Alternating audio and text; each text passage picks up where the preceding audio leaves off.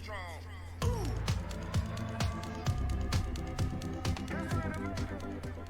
Coders, welcome to channel coder ji. और आज का हमारा टॉपिक होने वाला है सीक्वल, डीएमएल, ट्रिगर्स। तो मैंने ट्रिगर के ऊपर ऑलरेडी एक वीडियो पोस्ट किया हुआ है, बट वो इतना डिटेल में नहीं था। तो नाउ अब जो मैं बात करूंगा वो थोड़ी इन डेप्थ चल के करेंगे और समझेंगे जो भी हमने चीज़ें वहाँ पे छोड़ दी थी बात के लिए या डिस्कस नहीं की थी, उन्हें भी यहाँ पे हम डिस्कस करेंगे। तो लेक्चर में बने रहिए। चलिए शुरू करते हैं। So DML triggers is a special type of stored procedure that automatically takes effect when data manipulation language event occurs। यानी कि ये एक स्पेशल टाइप का स्टोर्ड प्रोसीजर है जो ऑटोमेटिकली फायर हो जाता है जब भी कोई DML इवेंट यानी कि इंसर्ट, अपडेट या डिलीट होता है। So DML triggers can be used to enforce business rules and data integrity. यानी कि ये बिजनेस रूल्स को इन्फोर्स करने के लिए और डेटा इंटेग्रिटी को मेंटेन करने के लिए यूज किए जा सकते हैं। The trigger and the statement that fire it are treated as a single transaction which can be rolled back from within the trigger. यानी कि ट्रिगर और स्टेटमेंट, जो भी स्टेटमेंट इस ट्रिगर को फायर कर रहा है उसे आप as a single transaction treat करेंगे, जो कि रोल बैक हो सकता है ट्रिगर के अंदर से। इस चीज को आप क्वेरी के थ्रू बेटर समझेंगे, तो अभी थोड़ा सा सब्र बनाए रखें। So now, types of DML triggers. So there are two types of DML triggers. First one is after and for, and second one is instead of. So after और for trigger क्या होता है? वैसे तो एक ही बात है, आप after यूज करें या for यूज करें। So these triggers are executed after the action of insert, update, merge और delete statement is performed। यानी कि आप इनमें से कोई भी एक्शन को परफॉर्म करेंगे, कोई भी इवेंट होगा तो ये एग्जीक्यूट होते हैं उसके बाद। इंस्टेड ऑफ ट्रिगर्स, ये आपको ओवरराइड कर देता है स्टैंडर्ड एक्शंस को। जो भी ट्रिगरिंग स्टेटमेंट होते हैं उनका जो स्टैंडर्ड एक्शन है उसे ओवरराइड कर देता है। So it altars the triggers only if already exist. अगर ट्रिगर एग्जिस्ट ही नहीं करता तो ये इंस्टेड ऑफ उस पर काम नहीं करेगा। तो अब बात कर लेते हैं अपने सिंटैक्स की कि ट्रिगर का सिंटैक्स क्या होता है। तो सबसे पहले आता है क्रिएट और अल्टर ट्रिगर। ये कीवर्ड है। अगर आप पहली दफा एक ट्रिगर बना रहे हैं, फर्स्ट टाइम क्रिएट कर रहे हैं, तो आपको क्रिएट कीवर्ड का यूज करना है। और अगर ऑलरेडी क्रिएटेड है आपके पास तो आप अल्टर कीवर्ड का यूज करेंगे। एंड इसके बाद आपको ये ट्रिगर कीवर्ड देना कंपलसरी है। देन आता है ट्रिगर नेम और स्कीमा नेम। ये यूजर डिफाइन होता है, यूजर अपने अकॉर्डिंग कुछ भी नेम इसका रख सकता है। देन आता है on keyword and on table और व्यू। यानी कि आप व्यू पे अप्लाई करना चाहते हैं या टेबल पे अप्लाई करना चाहते हैं अपने ट्रिगर को। Then next thing is with options. तो ये चीज़ें मैं अभी क्वेरी में समझाऊंगा, तो अभी के लिए इसे स्किप कर दें। देन आता है फॉर, आफ्टर या इंस्टेड ऑफ। यानी कि इनमें से आपको कौन सा वाला ट्रिगर यूज करना है। And then these are insert, update और डिलीट इवेंट्स, जिनके ऊपर आपको अपने ट्रिगर को अप्लाई करना है कि इन इवेंट्स में हमारा ट्रिगर चले। Now the next thing is not for replication. अब इस चीज का इस्तेमाल यहाँ पे आता है जब भी आप कभी डेटा का बैकअप लेंगे, जैसा कि बड़ी कंपनीज में लिया जाता है, तो उस टाइम पे आपका ट्रिगर दोबारा फायर नहीं होगा, जिससे डेटा रेप्लिकेट नहीं होगा। देन एज सीक्वल स्टेटमेंट, यहाँ पे आप अपने सीक्वल के स्टेटमेंट्स को एग्जीक्यूट करेंगे।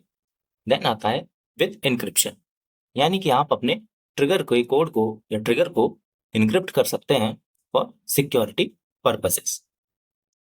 सो नाउ लेक्चर में आगे मूव करते हैं and let's understand DML after insert trigger. So a company has some criteria to recruit new employee. Employee's age must not above 25 years and employee should have more than 5 years of experience. यानी कि एक company है जो employ को recruit करती है और उनका क्राइटेरिया है कि एज 25 ईयर से ज़्यादा नहीं होनी चाहिए और जो एक्सपीरियंस है वो 5 ईयर से ज़्यादा होना चाहिए। तो यहाँ पे मेरे पास ऑलरेडी एक एम्प्लॉय नाम की टेबल है ये रही। तो इसमें से अब हम इस प्रॉब्लम का सॉल्यूशन लिखते हैं ट्रिगर को यूज करके। चलिए कंटिन्यू करते हैं। अपनी क्वेरी लिखने से पहले आप एक बार इस डायग्राम को और समझ लीजिए। तो सबसे पहले यहाँ पे हमारे पास टेबल होगी एंड देन इंसर्ट, अपडेट या डिलीट, इनमें से कुछ भी हम परफॉर्म कर रहे होंगे अपना एक्शन टेबल पे। If trigger is attached on event insert, update और डिलीट। अगर अटैच नहीं है तो ये एंड हो जाएगा, अगर अटैच है तो ये एग्जीक्यूट करेगा सीक्वल स्टेटमेंट को ट्रिगर्स में, एंड देन आफ्टर ये एंड होगा। तो बस एक ये जनरल डायग्राम है, इसका यूज तो होता नहीं, लेकिन अगर आप यूनिवर्सिटी एग्जाम्स में इसको मेंशन कर देंगे तो थोड़ा बेटर रहता है, मार्क्स अच्छे मिल जाते हैं यूनिवर्सिटी एग्जाम्स में। तो चलिए अब अपनी क्वेरी पे चलते हैं। तो अब यहाँ पे मैंने एक ट्रिगर बना लिया है, सेंड क्रिएट ट्रिगर, एंड ये ट्रिगर का नाम एंड अपनी टेबल का नाम यानी कि एम्प्लॉय पे बनाया है। तो मैं आफ्टर का यूज कर रहा हूँ एंड इंसर्ट के बाद इसे लगा रहा हूँ। देन यहाँ पे मैंने डिक्लेयर किया है डीओबी, एज और एक्सपीरियंस। अब मैंने एम्प्लॉय की डीओबी यानी कि इस वेरिएबल में अपने इंसर्टेड से ईएमपी डीओबी को ले लिया है एंड एक्सपीरियंस यहाँ से ले लिया है ना। यहाँ पे मैं एज सेट कर रहा हूँ कि जो गेट डेट है यानी कि आज की डेट जो है उसमें से माइनस कर दो एम्प्लॉय की डीओबी। देन एज को चेक कर रहा हूँ, अगर एज 25 से ज़्यादा आ जाती है तो एक्सपीरियंस्ड नहीं है वो, यानी कि एलिजिबल नहीं है। देन एक्सपीरियंस भी मैंने यहाँ से मेंशन कर लिया एंड अगर इन दोनों में से कोई क्राइटेरिया मैच नहीं होता देन डिटेल्स इंसर्टेड सक्सेसफुली। तो यहाँ पे मैं एक वैल्यू इंसर्ट करूंगा, लेकिन सबसे पहले अपने ट्रिगर को फायर कर देता हूँ, क्रिएट कर लेता हूँ। तो यहाँ मैंने एग्जीक्यूट किया एंड यहाँ पे इसका रिजल्ट देखते हैं, कमांड रन सक्सेसफुली। तो अब मैं इसमें एक वैल्यू इंसर्ट करने की कोशिश करता हूँ, तो मेरी वैल्यूज ये रही। अगर मैं इस कमांड को रन करूँ, एग्जीक्यूट करूँ, तो कह रहा है एग्जीक्यूटेड विद एरर्स। तो एरर क्या आ रहा है, the transaction ended it trigger, यानी कि ये जो वैल्यू है मेरे पास इसमें है इसकी एज 1990 और आज की डेट है 2024, तो इसकी टोटल एज होगी 34, यानी कि ये एप्लीकेबल नहीं है। अब यहाँ पे मैं 2000 कर देता हूँ। अब इसे ज़रा एग्जीक्यूट करके देखते हैं ये रन होता है या रन नहीं होता। तो इसे मैंने एग्जीक्यूट किया एंड यहाँ पे क्वेरी सक्सेसफुली मेरी रन हो चुकी होगी। देखेंगे डिटेल्स इंसर्टेड सक्सेसफुली, यानी कि ये स्टेटमेंट मेरे पास आ चुका है। अब मैं अपने टेबल को यहाँ पे अगर चेक करूँ, टेबल को थोड़ा बड़ा कर दूँ, तो आप देखेंगे सॉन डोई यहाँ पे मेरे पास ऑलरेडी आ चुका है। तो इस तरीके से मेरा इंसर्ट के बाद यहाँ पे ट्रिगर ने काम किया। अपना मैसेज देखा, यहाँ पे पॉपअप होके आया था, अब तो नहीं आ रहा, पहले तो आ रहा था। ठीक है, रिजल्ट्स में देखूं, यहाँ भी नहीं आ रहा है। तो अभी यहाँ पे एक मैसेज आ रहा था कि एडिटर्स इंसर्टेड सक्सेसफुली। तो हम अपने लेक्चर में आगे मूव करते हैं एंड देन देखते हैं अपने अगले ट्रिगर को, यानी DML आफ्टर अपडेट ट्रिगर को। तो मान लीजिए a company changes employees data, a record must be maintain with old value and new values. यानी कि कंपनी ने एक एम्प्लॉय के डेटा में चेंज किया है और हमें एक रिकॉर्ड रखना है जो मेंटेन करेगा ओल्ड वैल्यूज और न्यू वैल्यूज को। तो इस वाले टेबल में हम चेंज करेंगे एम्प्लॉय में, एंड एम्प्लॉय हिस्ट्री नाम की एक और मैंने टेबल बना रखी है यहाँ पे। कहाँ गया एम्प्लॉय हिस्ट्री बना रखी है मैंने, यहाँ पे चेक करते हैं, select all from employ history.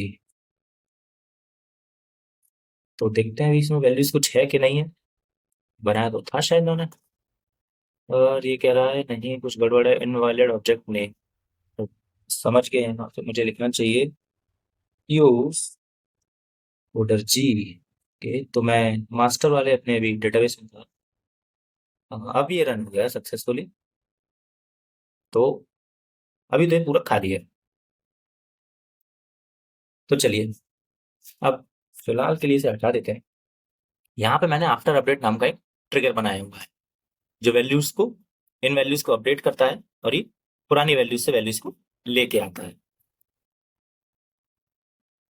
Then EMP ID inserted name salary and then salary, ये दो वैल्यूज यहाँ पे चेंज होगी, नेम और सैलरीज।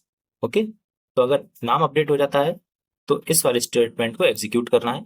देखेंगे हिस्ट्री वाली टेबल में and then ID name and ये वैल्यूज अपडेट कर दीजिए। देन दूसरा है, अगर सैलरी अपडेट होती है तो इन वैल्यूज को अपडेट करिए। तो इस ट्रिगर को भी एक बार एग्जीक्यूट कर देते हैं एंड कह रहा कंपाइल विद एरर्स, बता रहा है भाई नियर सेल पेज नंबर 7 में। तो एरर यहाँ पे कुछ भी नहीं थी, बस हम लोग यहाँ पे एक अंडरस्कोर मेंशन करना भूल गए थे। एंड नाउ जब मैं यहाँ पे इसे लगा दूंगा तो ये एग्जीक्यूट हो जाएगा। तो ये ऑलरेडी मेरा बनके तैयार हो चुका है ट्रिगर। अब इस ट्रिगर को टेस्ट करके देखते हैं। सो ये तो EMP ID है एंड देन यहाँ पे आते हैं। तो ये मेरी टेबल है ऑलरेडी, अभी इसमें कोई भी चेंजेस नहीं हुए। ये बिफोर चेंजेस से पहले मैंने एग्जीक्यूट किया। अब मैं यहाँ पे EMP ने केन स्मिथ को करूंगा, यानी कि यहाँ पे जो जेन स्मिथ है इसे मैं केन स्मिथ कर दूंगा।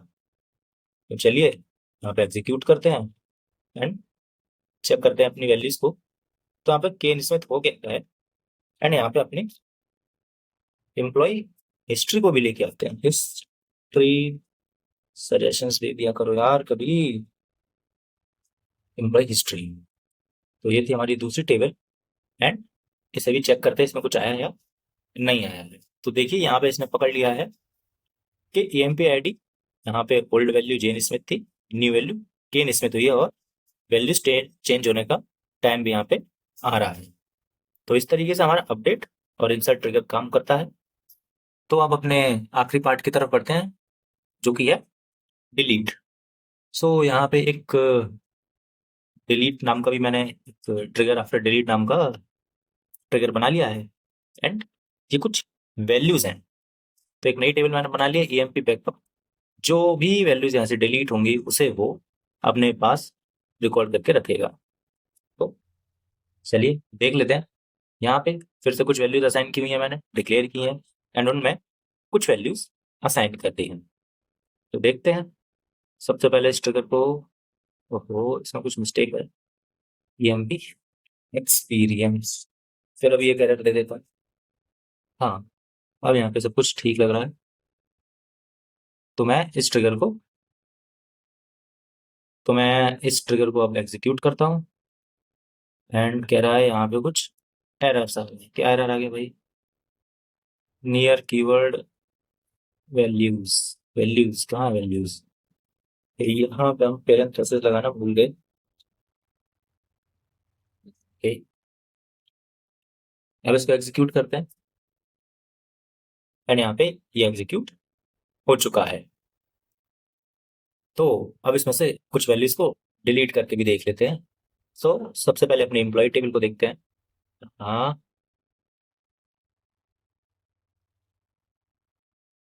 तो ये रही हमारी एम्प्लॉय टेबल, ये रही। एंड अपनी एम्प्लॉय बैकअप टेबल को भी देख लेते हैं एक बार। और आज मेरा माउस कुछ गड़बड़ कर रहा है यार। तो ये अभी एम्प्टी है। अब मैं यहाँ से एक वैल्यूज को डिलीट करता हूँ। तो चलिए ये डिलीट हो चुकी है। अब देखते हैं अपने एम्प्लॉय टेबल को। तो आप देखेंगे यहाँ से एम्प्लॉय ID 7 गायब हो चुकी है, 6 के बाद 8 आ गया है।